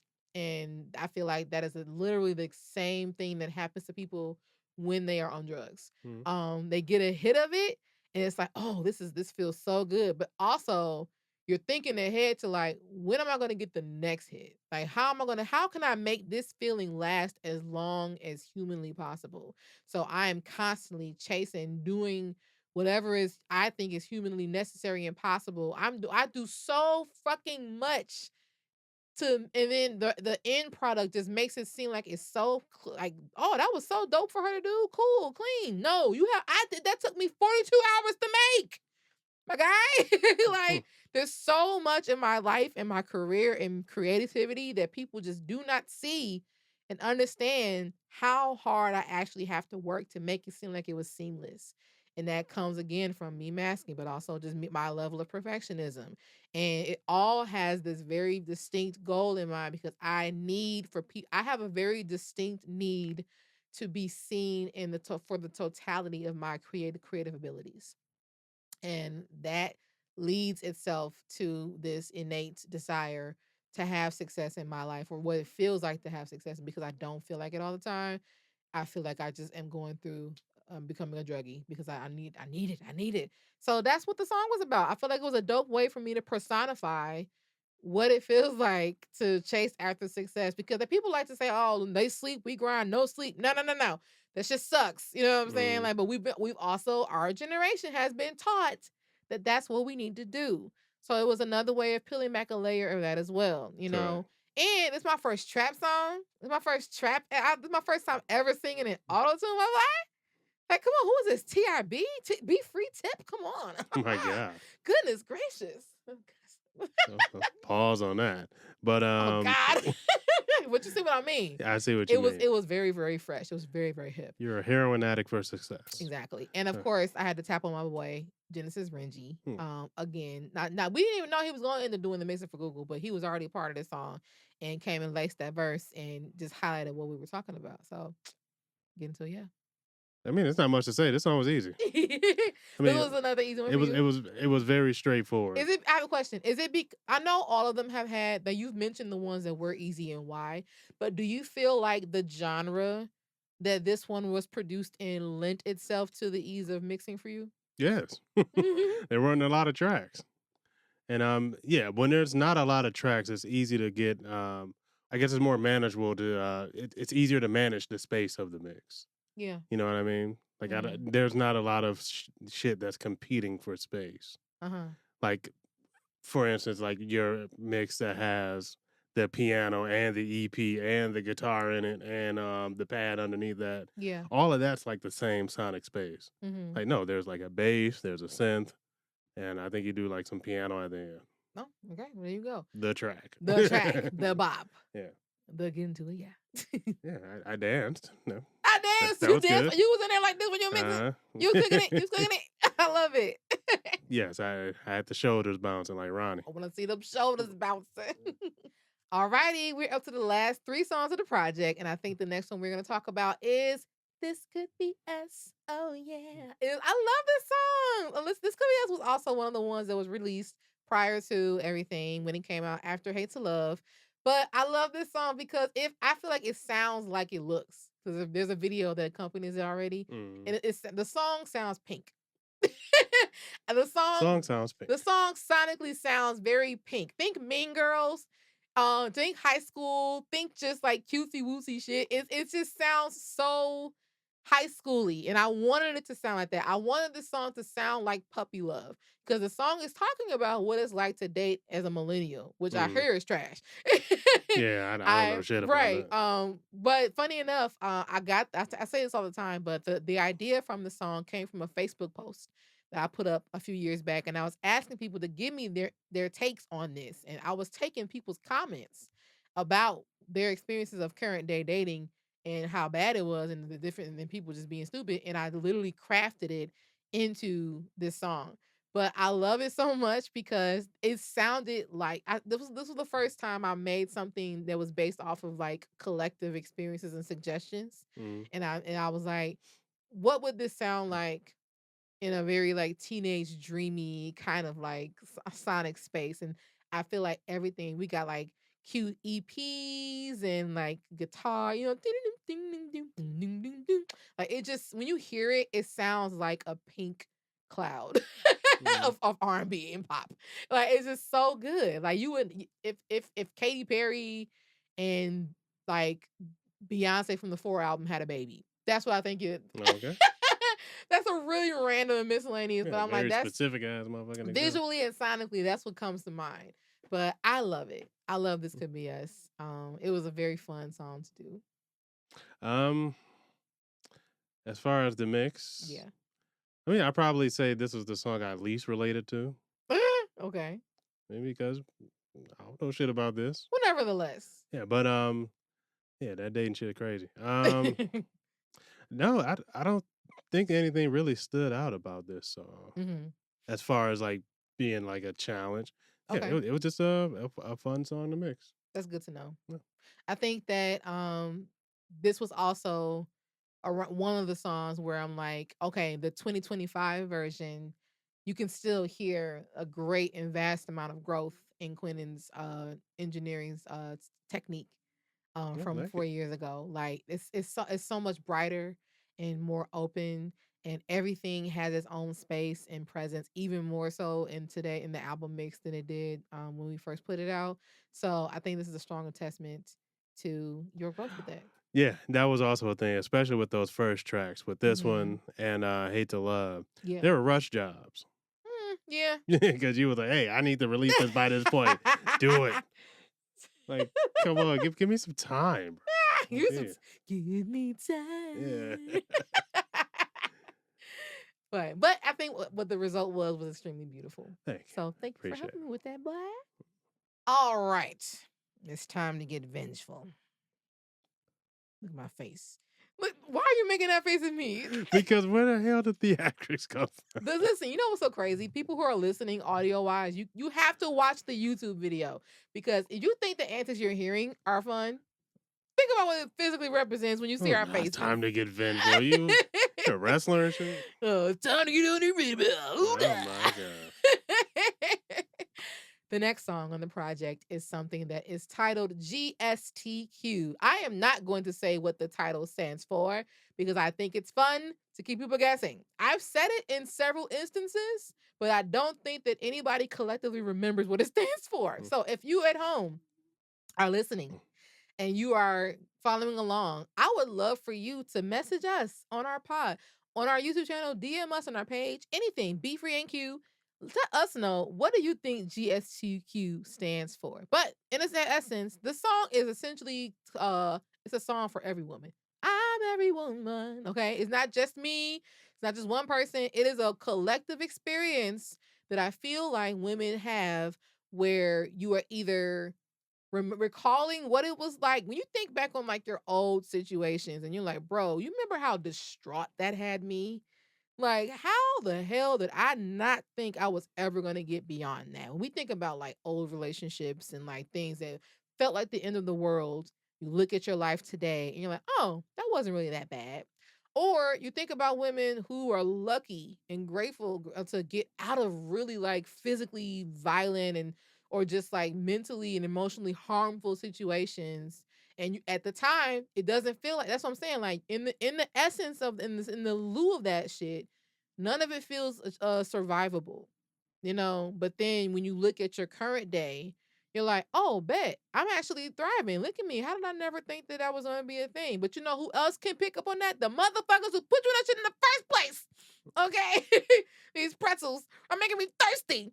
Oh my god. So it's always a situation with every woman in some instance in life where they have one person who did them terribly, always tries to like, oh, let's, yeah. Yeah, let's look this person up. Oh, they're why? Because we are doing well, because we are thriving, because the energy and light that we exude is so bright. They just have to see how they can be a part of it again. Okay. And it's like, oh no. Oh no. Now that's pretty much what the song is about. Like you thought, if I remember how bad you made me feel, what makes you think it's gonna be sweet and cookie for you to get chill? You know, that's what the song is about. And it's like, don't forget, girl, you know the vibes. You know the real deal. So that don't lose the sight of what it is. And yeah, keep on shining, Queen. That's what the song is about. Oh, this is my cue. I guess so, Q. Okay. Um, well, I like to make a disclaimer that this song is not inspired by The me song or is not okay, about Quentin yeah, Farr. because Okay. people tend to ask that question like, "What did you do to this girl?" Oh my God. I ain't did shit. You know what's so crazy? Not to interrupt you, but I think the problem with us being together for so long is people assume that every single thing that romantically that I write about has to have to be pulled from our internal situations. Mhm. You guys, I'm an artiste, okay? I'm a creative. I literally just told y'all this could be us was written about Facebook shit. You know what I'm saying? Yeah. Like I took that's my job. Why didn't I give the disclaimer for that song? I don't But know, then but you again, can I do it guess that. now. So you can think about that. Like, this was a great creative Mm, flex. You know what I mean? Like, mm. can I write something that does seem like it could be so personal, but is really a collective, resonant body of work? But go ahead. Yeah, mixing a song.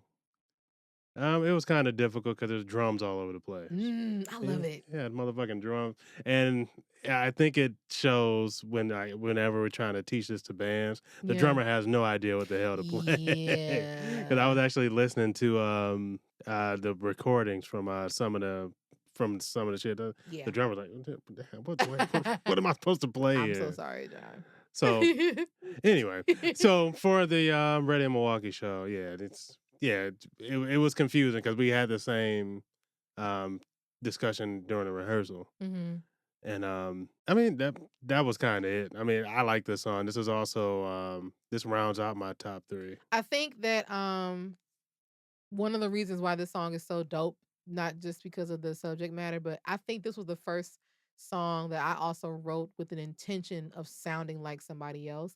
I wanted it to sound like her. I talk about her all the time. You Mm, guys don't know HER, the singer, her, Gabrielle Wilson, Wilson, whatever her name is. one of them Her shits. I real don't. name is. Yeah, we all know who her is. First of all, I talk about her all the time because she has my life. She literally has the life that I deserve. I feel like I should. She was a good portion of inspiration for hate to love, but no, I feel like Okay. that's the career that I desire for myself. I desire to thrive in all of the full totality of my gifts. Her is known and regarded as not just a singer, but as a guitarist, but a bassist, a drummer, a writer, but also she has this very, very distinct low range that is just like beautiful and velvety. And I think that it just makes altos very proud. So I fell in love with her first EP that she put out Mm, with was it Camper? I think Yeah. And there was a song on there called Wait For It that she kind of they resampled say yes and Floetry. mm, That the space of that's the tonal space of that song was always just wait for it. I love it so much. So when I was creating this song, I was like, can I make a song that sounds like something her would sing? mm, You know, and I felt like that's why you only really get a certain decibel point of range from me in this song. I don't sing above a very particular part of my range, you know. Also, I love the instrumentation because it's very orchestral, like the Millennial Symphony for a reason. This is the first song I really deliberately used clarinets in. You know what I'm mm. saying? Like, and I was real particular in the mix with I you. remember that shit. I was like, where I need to hear it because there's like this very particular swells. Like,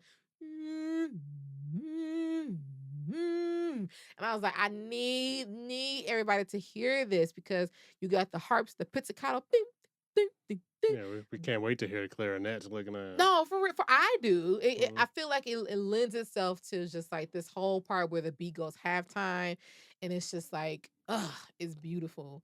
And I think that all those elements lent itself to why this song is so dope. Yeah. And the last, we have made it to the final track of the album, which is Dreams, featuring the one and only Classic. Now, if you don't know, Classic is a long-time and frequent collaborator of mine from Milwaukee. We're also all classmates because we're also graduates of the wonderful Milwaukee High School of the Arts. Get into it, the fuck yeah. Mm.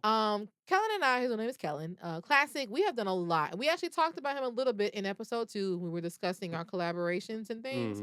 Mhm. Dreams is a beautiful, beautiful song that kind of puts a cherry on the top of this story that we've been telling about the Millennial Symphony because it gives a certain air of inspiration. I know that we were singing and lamenting and being vulnerable and peeling back layers, but I do prefer for my albums to have some essence of hope in some capacity, you know? And I felt like this song was a great opportunity for that to be the case. But I love this song especially because of how it came to be. This is where I talk. Yeah. Um, so yeah, if you didn't know, I co-produced this song. I would say mainly, primarily produced the song. I mean, it's still a co. Get it right. Are my points on the album? Oh my God! Okay, Yes. I got my damn points. All right, so yeah, we were creating in our second studio because back then we was balling in Milwaukee. We had a second Back studio and in shit. the day. Um, yeah, we were just sitting there. I was playing some piano shit, and we were like, "Oh, that's really nice." And I was like, "Oh yeah, well watch this." And then I pressed, Badass. I reversed the audio on it, and she was, "Oh, that actually is really nice." So, and that's how the track came to be. I think we just hooked up like an SM58, and you started recording vocals. Yeah, and you added the bass line too. Hmm. That was the essence. So what you hear in Dreams when it first comes on, that backwards piano and then the octave, the ding ding ding ding ding ding ding, and then the bass line, that is essentially what the track is. Hmm. Period. Like point blank. That's the core essence of it. I love making music with you. I Oh. love creating with you because I feel like it always puts me in this very specific space of freeness, pun intended. Hmm. There's a very specific freedom that comes with us creating. And this was one of those instances that we did not plan. Like we were just vibing. Like he was just making something off the cuff. And I happened to like resonate with it really strongly to the point where I was like, yeah, let me do something with that. So I added in the harmonies, the vocal harmony that are throughout the whole song. And then I was like, this song sounds very lofty. This song sounds very dreamlike. So I started building lyrics about what it meant to have a dream because I very much sing and talk all the time about how much it feels to have a dream fucking deferred. Because that's one of my biggest qualms in life as a 30 something, but as a striving creative, somebody who's been doing this for since childhood, like I know what it feels like to think that my dreams are escaping from me. So I was writing this song not only as an inspirational point to my fellow millennials, but also to myself because I need to remember, like, as hard as shit gets, as much as I don't know what's going on, and I don't know how to get from point A to point B, the only point where I really lose is when I stop. So I wanted to make something that people could really tangibly use, but more so that I can play. And if that's what I love, if my music makes me get into it, yeah, that's how you know it's good. Okay. And this was such a beautiful representation of us coming together. And I knew it needed something else. It was a very, very simple song. There was Hmm. all nothing busy, nothing rhythmically crazy, expansive, nothing. It was very everyone has a different dream to which they call. It was very just elongated and gorgeous. And I knew that it needed some element of spice. You know what I mean? Hmm. It is something that would give the antithesis of, give it something interesting to feed off of. So I Yeah. needed a rap verse. The music already reminded me of the kind of music that Kellen makes. And this sounded very much like a classic track, which I loved. So I was like, I'm gonna reach out to him and see how he feels about it. And the thing about me and Kellen too, like 9 times out of 10, I don't think there's ever been an instance when we each approached each other about doing something and it didn't work. You know what I mean? So the likelihood of this not being one of those times was not gonna happen. It was I knew it was gonna be dope. And that it was. Kellen also is a producer in his own right, and he also does a really lot of great vocal manipulation with the TC Helicon voice live touch too. Hmm. So when he gave us his part back, his verse, he had took the track and he like morphed it and like, put it through like some crazy shit and Yes. then added a beat, like a boom bap hip hop beat onto that. And I was like, whoa, because that completely transformed the track altogether. And like we had this super, super mellow space, and then it suddenly gave us somewhere to land as far as like a definitive like beat and destination, which was like, oh, that's even better because now we're adding even more onto that. So Dreams, I think, was just the perfect culmination of all of us taking what we do best and putting it into this body of creation.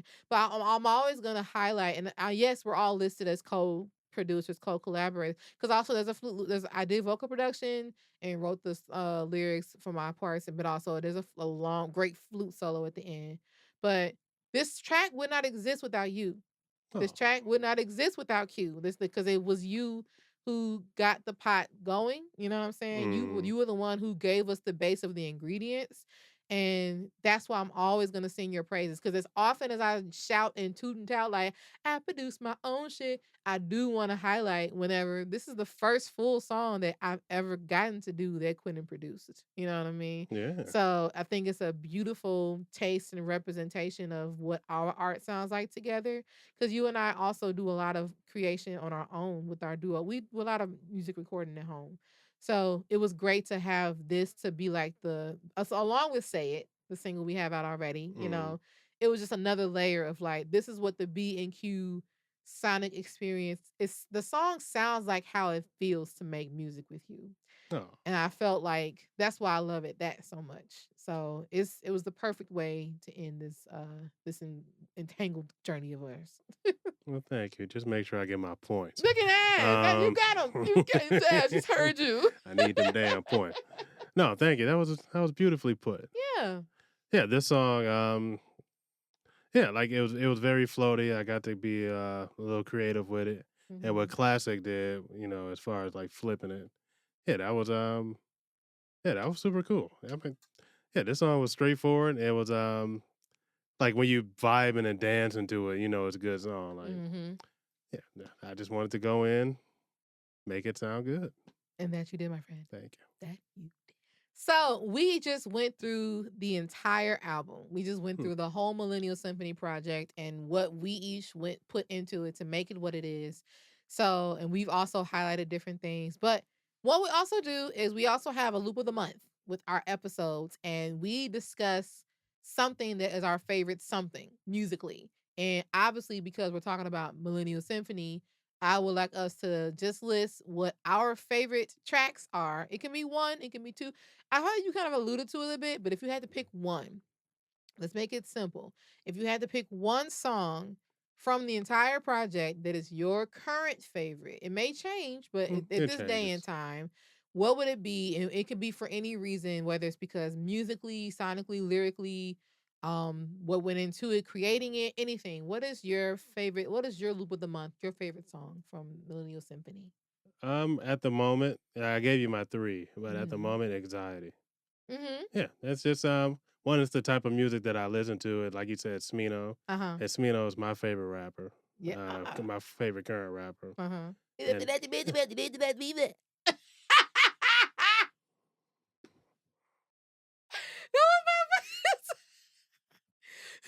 That was my Smino impression, by the way. He's a little bit more linguistic and more clarity than that, but that's essentially what you sonically get. But I love it. I didn't mean yes, I took you completely aback. I'm so sorry. it's. Continue, please. I'm afraid to now. Oh, go ahead. No, it's a good song. Two, yeah, you talking that shit on that song. Mm. Yeah, you what was the line? You it's a every day, every night, always do what I gotta do. Did been more than average just to prove what I gotta Listen. prove. Listen. Yeah, just Ugh. talking. Yeah, you spitting that shit on there. Bro. You understand because you've been here for 19 of them things, seeing me go through this motherfucking Yeah. shit. God. Yeah. No, yeah, like one you spitting on the song. It's one of your more modern sounding Yeah. songs, if that makes sense. It's the most modern song I think that Besides Chaser. aside from that and I produce. Yeah. That's why and that's another reason why I love Anxiety being the last song that was formally created because I think that that lends to it. Like Mm. you can measure where I am in my production growth Yep. by Anxiety. Well, yeah. So I like, the production. Obviously, I got to be pretty creative with the mix, Mhm. especially like with the delays on the Yeah, flutes. I you thought I killed. think that You went really well, really killed. and I love how it transitions into sometime. Oh my god, I forgot to mention that. Oh my god, I there's a thought you whole did. no, oh, Maybe not. I didn't like go into in depth, but like yeah, Anxiety Mm. has this whole symphonic moment at the end where it's just like rubato, like no tempo, just nothing but strings. And it changes, it's like it goes from the A flat minor and then transitions very beautifully like into like the B minor part. Hmm. And you have to listen. You have to listen because it happens so swiftly. And we timed it out perfectly in the mastering session. Because I was like, I want the end of this song to literally overlap with the beginning of the next song so it Hmm. sounds like all one blend. Like you I don't want people to be able to physically know until they hear the beat drop for Smoke and Mirrors that we've now started something else. And I think Correct. that it happened so greatly and you lent yourself so wonderfully to that. Thank you. So yeah, that's my favorite. What say you? Man, I ain't gonna lie. It switches all the time. It does. I would feel like at the moment, I have like my top 3. We want one, I know. just one. My top 1 at the moment is Sometimes. I I say that. just get so excited. I think about what is the song that I'm always looking forward to turning on. Like Hmm. first of all, I listen to my own album all the time. I listen to it relentlessly before we put it out just to make sure everything was great. And as we once the mastering was done, and I was just waiting to come home because I was out of town for a while too. I was in Milwaukee. I was like, once I was just waiting to get back to finish doing shit and finish mastering, like I was like, Hmm. I was driving around. Oh, this is good. You know, what song was the one I was always excited to come to? It was always Sometimes. And Mm. it's because of that motherfucking bass line, man. It hits so good. It hits so hard. I ain't never had something that just like pulsates. Doom, doom, doom, doom. If I can feel it, I feel that song internally in my chest when it plays What did it do? ding, ding, ding, ding. Alright. Like, yeah, like it's like Glad I got to see that. golly. But that I love so many others, and I have my top handful. If I had to get my top 3 right now, it's Sometimes SOS and GSTQ. But my top favorite one right now is Sometimes, and it's because that even when it comes in on shuffle, I love when that's what I'm Mhm. saying. That's how I judge it. Does this album how does this make me feel when I don't know it's coming? Gotcha. You know what I'm saying? Like if this song comes up out of nowhere, I just love because it comes out the bat. I also consider this song to be my Enter the Dragon song. It sounds very much like a Cisco song because they got all the like the gongs and the like harps and the same type of shit. Because he loves that whole like Asian backdrop of sound and ethnic. You know what I'm saying? Like Mm. that's what it gives very much. So Sometimes it's my fave at the moment for me. So we had a very beautiful and I think learned experience of Learned. learned. We had a very beautiful and learned experience of working on this together. One question I think will be posed is, would you do this together with me again? If so, what would you do differently? And what advice would we have for other couples looking to create in the same way? Would I do this again with you? Hell no. Oh No. my god! Of course I would do it We're with you going again. to. Yeah. And will. Yeah. Maybe it'll be my album next. Ooh, I Uh, like that. Maybe it'll be yeah. a Be Free and Q do our projects of some sort. You know, Yeah. are y'all getting tea? Nah, I'm talking about just my project. Here we go. Gotta get me first. Look at us. Um. Okay, so now that we have this experience, is there anything that you would do? Let me narrow it down to one. mm. Is there any one particular thing that you would do differently this time? Um. If it were up to me, I would give more space between the project, so you don't Mm. have to, go out there and kind of, Yeah. Sonic the Hedgehog the whole shit. Yeah. But I mean, that's kind of it. I don't feel like I would do anything differently. I feel like the steps and phases and creative everything that we went through, whether it was roadblocks or whether it was successes, lent itself to it being what it is now. Mm, So if anything, I wouldn't say necessarily different, but I would say come through it with a more patient approach. And I mm, think that would come with allowing a more realistic time frame. correct. That definitely lent itself to a lot of like franticness that probably could have been avoided. Mm, Knowing what we know now in hindsight, we know we have the ability to do it, but how much more better and how much more concise can it be if we give it the proper amount of time to breathe and be? mm, So that will also be my advice to anybody. To allow yourself to go through the motions of learning each other's learning style of creative styles before doing anything like this, because you and I had the benefit of already having a been living and working together this entire time. B, we put out them singles together. Say it, correct. but also yeah, just we had the ability to learn with each other. Do all that first before you put all the weight of an important project like this onto each other. That would Yes. probably be my most definitive piece of advice. But I absolutely look forward to being able to do this with you again. I'm looking forward to all the things we can finally refocus our energies on now that the project is done. The fact that we're even still maintaining this is astonishing because we are both Yes. individually busy. So thank y'all for even listening. But we're gonna get even more. We have a couple more episodes to go. We have more joint projects. We have music y'all haven't heard yet. We have videos from performances we have to share. We got to show how we put together things off of this. Like Oh there's shit, we did do that. exactly. There's some, but also the fact that we're in Los Angeles now and we're both a little bit more established as musical creatives, I think is going to lend itself to even more opportunities for us to take advantage of, which we will talk about soon as well, because we are also going to be coming up very soon on our 1 year anniversary Yeah, that's gonna be of a fun living in Los episode. Angeles. So I'm very much looking forward to that. But this has been a beautiful installment of The Love in the Loop with Be Free. And Quentin Farr. Please make sure that you guys follow us. Follow us everywhere at Be Free and Q. That's on Mhm. Instagram, Facebook, and YouTube. And our podcast is streaming everywhere you can hear it, but the video, my boy, is really where it's at, which you can watch visually on YouTube and Spotify to see all the facial expressions that go along with Sonic greatness. Like, it is amazing. Like, you have to see all the energy that goes into what we're saying. Yeah, it's just me looking flabbergasted most of the time. Oh So my goodness. If you want to find out more about Millennial Symphony, please make sure that you follow me on everywhere at the letter B, word free, number 2 music. My musical platforms are all this B dash free. I hate that because my name is really spelled with a tilde, but DSPs be weird about that. So my website is befree2music.com, which will also link you to the brand new album. I promise you guys it is an amazing listen. Not only you get to hear my current representation of art in my full body of work, but Quentin's as well, for him engineering and sonically putting this together, oh, and also lending his hand in the production and you vocal be parts. putting So on. Oh shit. listen, that's Thank you. my Well, job. And where can they follow you? Everyone keep up with you. you can follow me on Instagram at Roscoe_Duffy.